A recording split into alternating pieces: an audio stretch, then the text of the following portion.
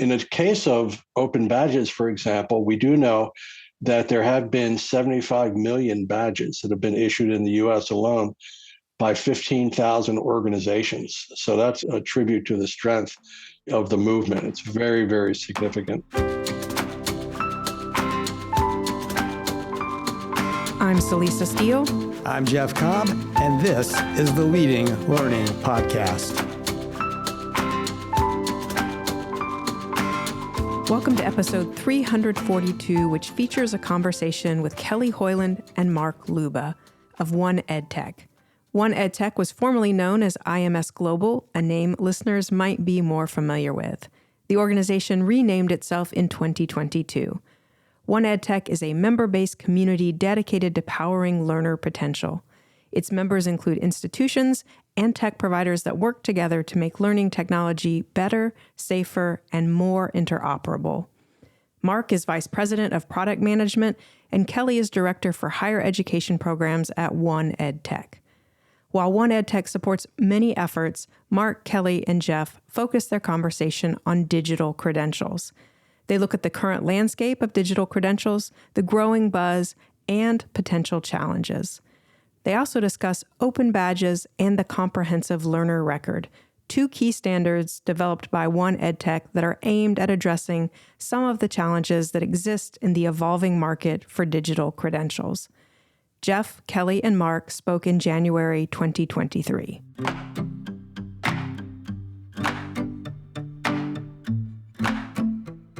You cover a lot of ground with your various, I think you call them work streams, and the standards that you create. I think we could probably talk all day, maybe for multiple days, to really try to do justice to everything that you work on, that you're involved in. But of course, we've got limited time for this particular conversation. So I want to focus in on the work you're doing related to digital credentials. And I'd love to hear, first of all, how you would describe the current landscape for digital credentials. Obviously, it's been evolving quite a bit over the last several years. It's been a little bit of a buzz area, I guess, but it's starting to become kind of an accepted part of the lifelong learning landscape out there. What are you seeing as some of the positive developments that have come along, and what are some that maybe cause you some concern? Yeah, I think it is a very exciting time. I've never seen so many people kind of moving beyond buzz and really looking, especially in higher education and kind of adult learning in that space, looking at how are we really helping learners and then working across boundaries. So, the variety of role types that are involved in this work is really exciting. I think the other part of it is, as there's this new lens of where does education go in the future? What do our adult learners need? How do we make sure that we're giving them value on the experiences, making sure that kind of the outcomes are very obvious and clear. And that work aligns perfectly with all this credentialing work, because you need to know what they're kind of achieving through the competencies or skills and training that you're providing. So those digital credentials work is really helping to allow not only institutions and learning providers share their value of those outcomes, but also learners are able to kind of self-advocate. Like, I remember in my undergrad, I would be like, yeah, I took classes, but I don't know what I actually learned. These digital credentials allow that to kind of be put front and center.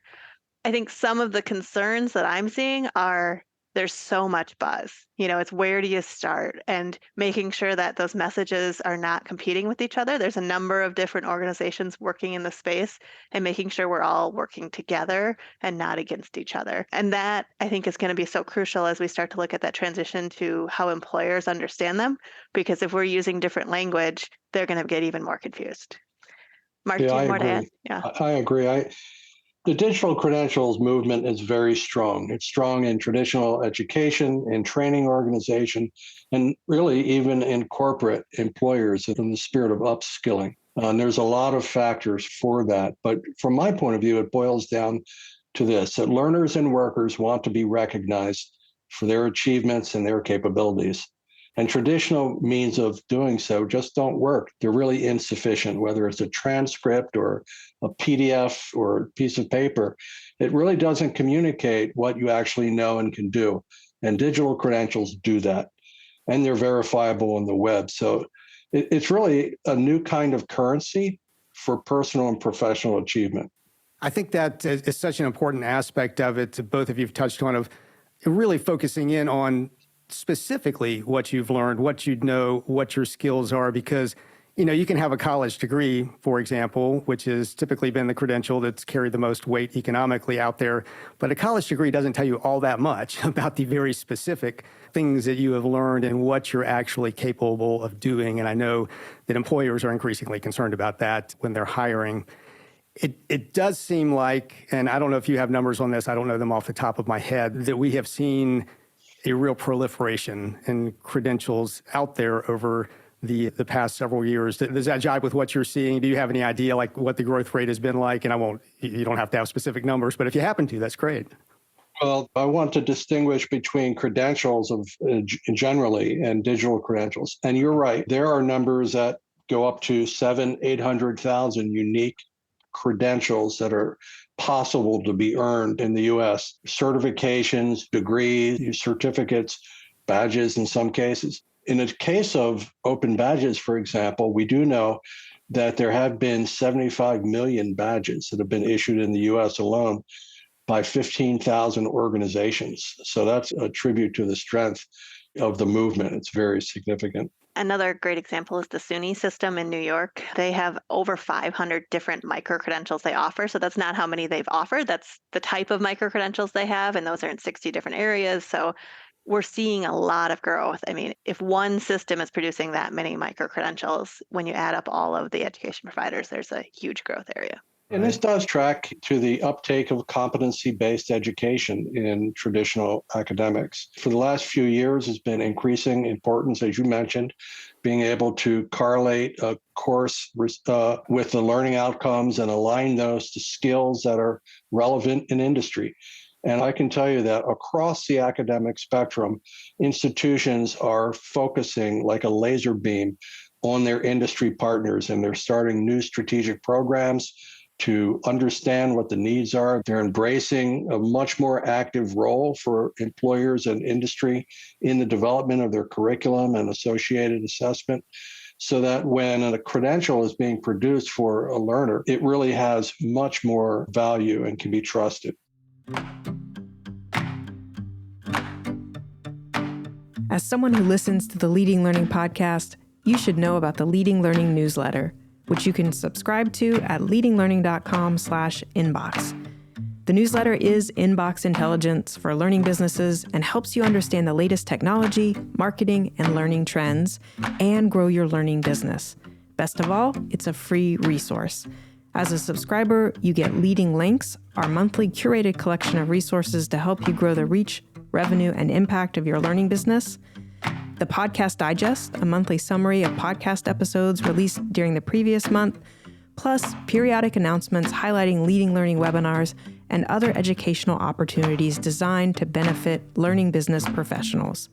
Subscribe for free at leadinglearning.com/inbox.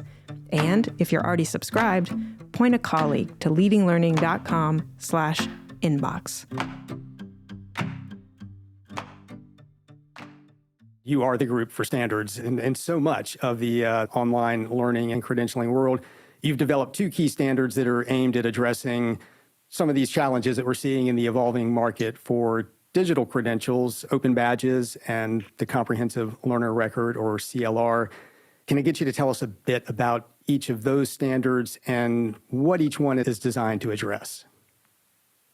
Yeah, so the Open Badges standard has been around for a number of years and has kind of a rich community and culture around it. But where we're seeing these open badges fit in kind of this current market is really looking at kind of identifying those single achievements that can stack to bigger things, but really looking at what is the outcome, what is the achievement, what is the skill that an individual has earned, and being able to capture those in a digital wallet or in some other format to be able to kind of take those with you as a learner, whether you've earned them at an institution, at a boot camp, at an employer training, wherever it is, you get to kind of keep that achievement with you. And that open badge standard allows that not only to be the pretty picture you can post to your social media, but there's a rich set of data behind it that provides kind of the details of what does it mean to earn that badge? What's the criteria? Is there an expiration date? Who issued it? Is there trust behind who has issued that badge? And then our second standard is really in the Comprehensive Learner Record, which allows you to kind of create that whole picture of your learning. So you can capture multiple achievements, you can link them together and have context, and think about that kind of stackability and lifelong learning. So it can be badges, it can be courses, it can be experiences. All of that stuff rolled together provides that kind of holistic background for an individual, whether it's education, whether it's work, all of that kind of together. And it's all machine readable, right? So that it has very high value when it comes to presentation to, in the context of AI, machines that are now processing resumes, et cetera. And so, practically speaking, I mean, how do organizations go about using these, implementing them? So they've got a credential that they want to be able to issue digitally. How do they then know, how to get it into the Open Badges standard, how to make use of the CLR? Yeah, I think there's two options, and the most common one is they look for a vendor partner who has embraced these standards. So we have a product directory that lists everyone who has certified. So not only have they embraced the standard, but they've actually gone through some kind of conformance testing to ensure that they are ready and able to kind of share amongst the market. So a lot of institutions have gone that route to say, okay, what are some solutions that are available off the shelf for us to be able to do that? There's a lot of work kind of on the background and the program planning and the definitions and the governance that institutions have to do. And the technology piece is sometimes the easier part because they pick a solution and partner to work with. There are a few institutions who've gone their own route to build their own solution, and we have resources available for those types of organizations who want to build and kind of create their own process to issue credentials. But most of our organizations are using a technology partner. And that is interesting. You said, the technology in many ways can be the easier part of this. You've got this sort of design, planning, governance. Do you have resources that organizations can take advantage of for those parts of it? Yeah, we have a number of resources that our community has kind of coalesce together. And I would say other professional or higher ed professional organizations and beyond are starting to really work together and say, okay, here's some from the registrar's perspective, what their guidance is. From continuing education, here's their guidance. From IT, and really kind of bringing that all together from the different audiences to say, here's your playbook. Here's what you need to think about. Here's the key questions you need to answer at your institution. Obviously, one part of the credentialing equation is the learner, the person who wants to earn the credential. But I think in most cases, people don't earn credentials purely for personal satisfaction. Not that that's not an element. People want to know that they've earned it, that they've gotten their badge or their certificate or whatever it is. But in most cases, they're going to expect for that credential to have some value in the employment market, and values already come up a number of times in our conversation. So employers obviously are another very important part of the equation. So how are you working to build that bridge between credentials and the credential issuer and employment? What standards apply in that area? First of all, your observation is 100% right, that no matter how many digital badges may be held by individuals, if they're not in demand in this whole education to work ecosystem, their value is almost zero. So we've recognized that, and we've been focusing on employer engagement for the last few years. And with a couple of observations, we knew there was a lot we didn't know about what the employer's needs were when it came to this engagement through digital credentials and skills. And we also knew that the corporate industry and employment communities didn't know that these digital badges were now emerging and digital credentials were emerging. And so we started an initiative we call Wellspring. And Wellspring was intended on helping us learn about employer readiness. How do they react to this concept of digital credentials? Are there barriers, either regulatory or cultural or legal barriers that we may not be aware of? We needed to explore. But we also wanted to turn it around and build demonstrations so that we could show what was possible through the use of these innovative technologies. So we built an applicant tracking system that can actually search what we call the virtual talent network. And the virtual talent network is a collection of digital wallets and achievement portals that are hosted by simulated organizations. Now, granted, these are demonstration software. It's not in a production status at this point. But we're able to show the value of using open standards to improve hiring and make hiring low bias. You can do it in an anonymized fashion, and you can focus exclusively on knowledge, skills, and abilities to get that right candidate through your applicant tracking filter. So it's been a very exciting initiative, and we're trying to share it with as many people as possible. And we do periodic demonstrations, and we'd be happy to engage with your listeners, Jeff, to schedule something specifically, for the trade associations and professional learning groups. And I definitely want to talk about that group here in a minute. I mean, as far as embracing and adopting on the employer side, I mean, have you seen good uptake on this? Are employers receptive to it as soon as they find out that this exists? Employers are using digital credentials for their own purposes now. They're developing, well, for example, you'll have Grow with Google, or Amazon is also producing digital badge certificates. So you have them acting as educators in that respect.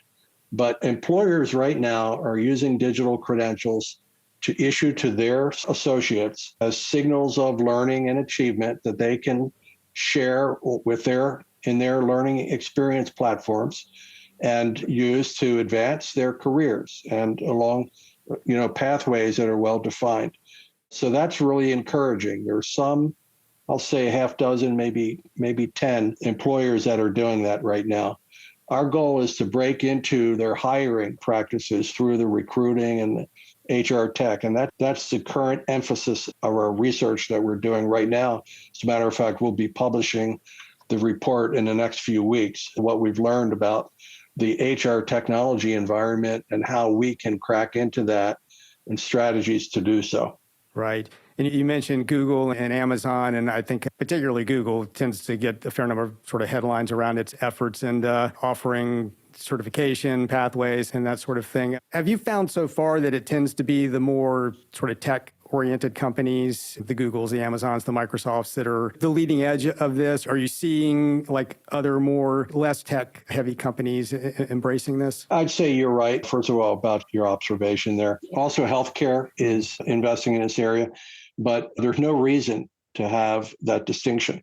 As a matter of fact, on the education side, their liberal arts institutions are looking at ways that they can issue digital credentials to represent liberal arts degrees and the competencies that are earned through those programs. So it's absolutely not at all associated with whether you're in the tech industry or you're in the trades. No relation whatsoever.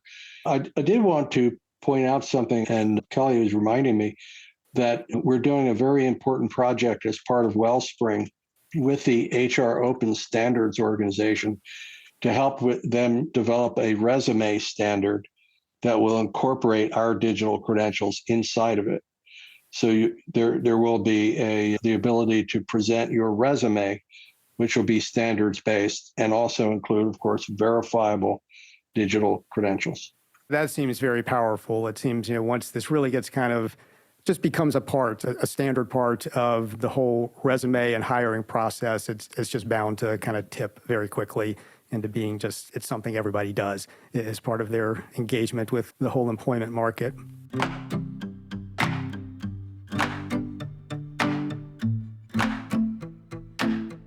I know a lot of the work you're doing around credentialing is, I think, traditionally interfaced with higher education, with academic institutions who obviously are big issuers of credentials, but obviously there are other key players in the credentialing world, and we've referenced them some. I mean, these include private companies, might be a Google or a training company, and then obviously organizations like trade and professional associations. So to what extent are you engaged with these types of groups, and to what extent have you seen examples of them embracing, implementing the standards at this point? We have very strong, first, we were established in the formal education sector. 1EdTech, its predecessor, IMS Global, were born in formal education. But we have developed very solid relationships with organizations that serve the adult learning market, also professional and continuing ed. But we don't yet have, I would say, a beachhead in the professional association and trades area.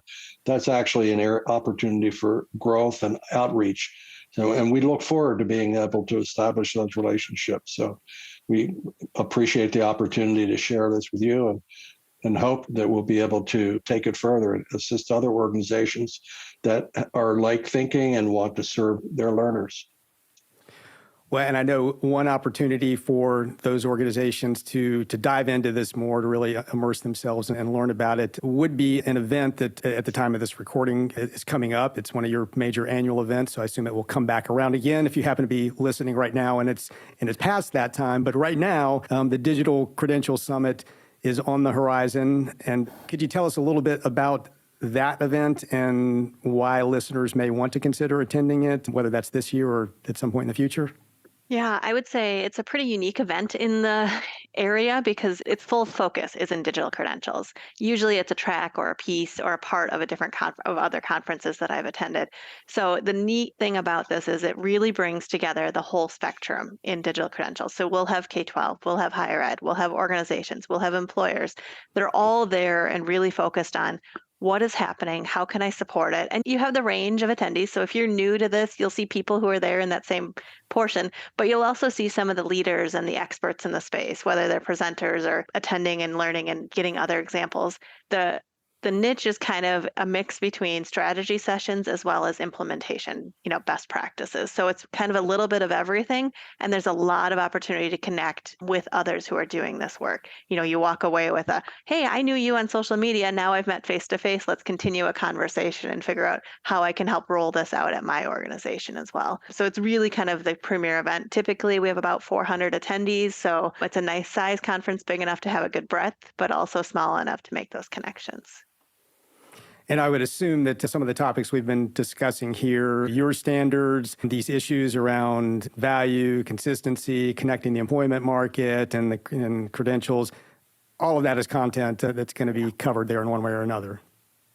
Absolutely. It's a combination of workshops and sessions, general and breakout. I think there's 60 or so sessions or something like that. Well, for example, the founder of IBM's Digital Badge Program is hosting a workshop called the Digital Badge Academy, where he is going to be teaching how to start up your own digital badge program in your organization. So, it's a who's who of parties that are leading in this space.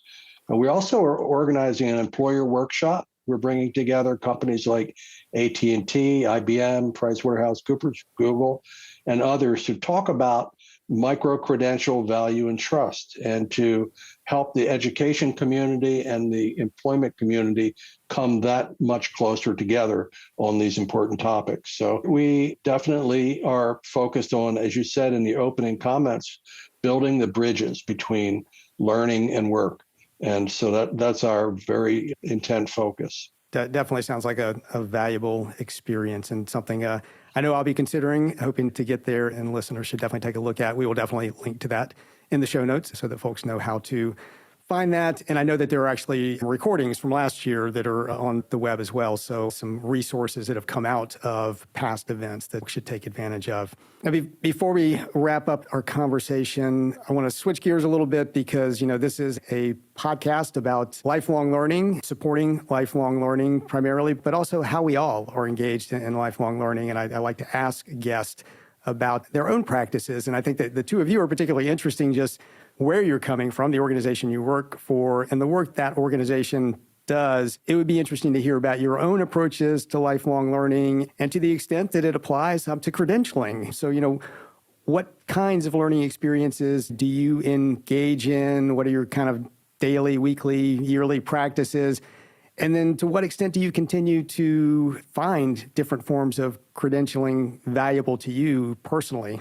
Yeah, it's interesting to me as you posed that question. I was like, what credentials have I earned? And I realized I do a lot of training and professional development that I get nothing out, no outcome other than like, hey, you completed it. It's interesting to me because I'm now in that niche where I don't live within a higher ed institution. So how do I collect all of my achievements? And it becomes kind of my priority. But when I look at it, I have a really unique background. I started in education as a classroom teacher, and now I'm here. Like, how did that happen? And I kind of looked back and I was like, it's been a mix of, continued at, traditional classes, certifications through professional organizations, LinkedIn learning courses, YouTube, whatever workshops I can kind of find that apply. And so really looking at that mix. And as I move forward, I look at what are the outcomes that I'm going to get. It's not as much to take a course. As an education major, initially I had to take courses to maintain my licensure. And now it's really about where's this niche? What's this new thing that I want to learn, or what's a new skill that I want to improve on? And I will be looking for ones that issue digital credentials in the future, just so I can start to collect those a little more intentionally than I have in the past. That's interesting. I think credentials are increasingly going to be part of the value proposition for learning experiences. Can I get something concrete that I can, use out there in the marketplace? People will be looking for that. Mark, how about you? Well, I'm a parent, so by definition, I'm a lifelong learner. I'll say that. I'm an avid reader of current events. So I read the Wall Street Journal every day. I'm a history reader as well. So I'm not pursuing a particular credential at this time, but I can say my contribution to the movement is that as a hiring official, we have actually changed our hiring requirements to be more intentional on exactly what is necessary to do this job, and not necessarily falling back on a degree requirement as a baseline, but personally, we're focusing more on certifications as credentials, because we find that to be a very effective way to target exactly the right skills and the right potential that we're looking for. So that's where we're, supporting them on the consumer side, if you will. I think many listeners will be heartened to know that you're placing that level of value on certifications, because I think we have many people who are either issuing or at least supporting certifications with their education who are listening.